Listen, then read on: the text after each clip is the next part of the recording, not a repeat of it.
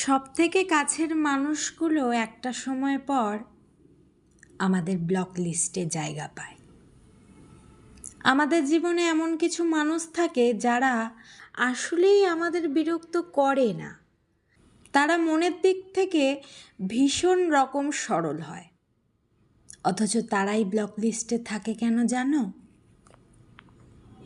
কারণ একটা সময় পর কিছু মানুষের প্রতি আমাদের আর মন থাকে না। পুরনো অভ্যেসগুলো ভাটা নামে।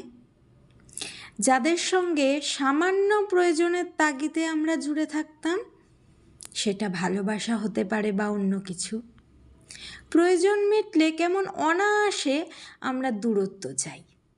তার থেকে পালিয়ে বাঁচার ভয়ে ব্লক লিস্টে পাঠিয়ে দিই। কি অদ্ভুত, তাই না?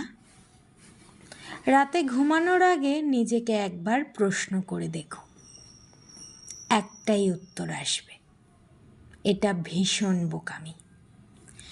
আসলে মন থেকে দূরে রাখলে কি আর ব্লক লিস্টের দরকার হয়?